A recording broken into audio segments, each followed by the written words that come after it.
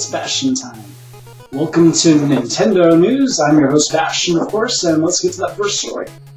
So our first story is a little bit unfortunate. Well, not a little bit, actually extremely unfortunate, and I really hope that this doesn't mar the release of the Wii U. I really hope the press doesn't latch on to this and vilifies Nintendo, because as far as I'm aware, this was not Nintendo's fault at all. But Foxcom, who is, I think, I might be wrong, but I think they're owned by Apple. I know that they're definitely involved in manufacturing Apple products like the iPhone and the iPad and so on.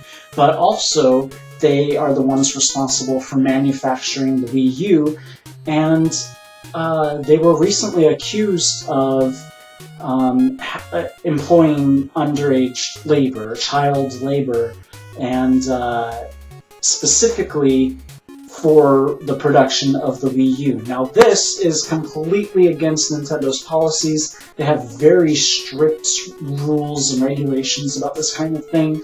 So it is not, I really don't think that Nintendo had any knowledge of this whatsoever, because they would have stopped it had this been the case. And I think they're likely to take legal action against Foxcom, the manufacturing plant, for this being the case, because I mean this can hurt Nintendo.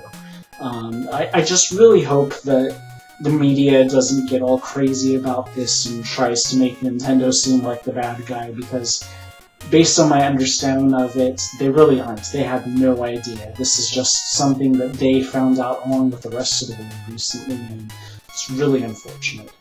But speaking of the Wii U, on to some lighter news. We recently found out a pretty astounding fact about the Wii U's Pro Controller. That's not the GamePad, but the thing that's like a more traditional controller. And what we found out was that one charge will last up to 80 hours. That's crazy. I mean, you could play the whole Zelda Wii U game without ever recharging that controller. So that's pretty awesome. Also, regarding the Wii U Pro Controller, a third party has gone ahead and created some really interesting designs which look like a Super Nintendo controller. Both the Japanese version and the North American version, like the Super Nintendo controller, sort of nestled inside of more Xbox 360 shape.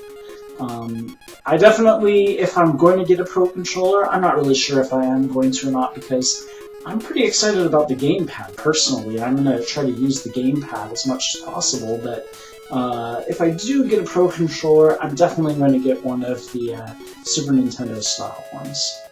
Something else that we found out about the Wii U is pretty unfortunate, and that is the fact that for whatever reason, Nintendo has not created a universal voice chat system for the Wii U, and instead, voice chat will be limited to specific games, and oddly, to make matters even worse, not only is it just for specific games, but also you have to use a headset. Which, I mean, most people who do the voice chat stuff for video games do use headsets, but, I mean, the GamePad itself has a mic on it. It just seems like, why couldn't you just use the mic on a GamePad? I don't get it. And also, the headset must be plugged into the GamePad. So if you're going to be playing the type of game that you usually use a headset for, those are the sorts of games that most people are probably going to want to use one of the Pro Controllers, and you're not going to be able to. Well, you can, but you have to plug the headset into the GamePad. So it's just, I don't know what they were thinking. It just doesn't make sense to me, because it feels like the Pro Controller should have a headphone jack for plugging the headset into.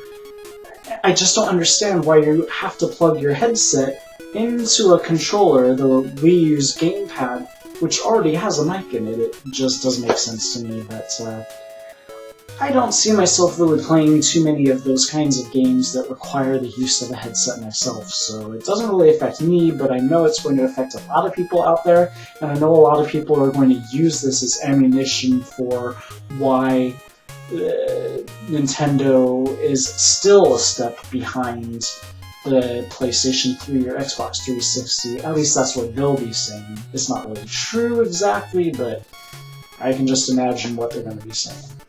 And that's unfortunate, because I really want Nintendo to have made all of the advances beyond that generation, so that when the next generation comes along and there are already newer advances, that they're still competing. But anyways, so that's it for this episode. Of course, tomorrow is the second Zelda news episode, so I'll see you then. Bye!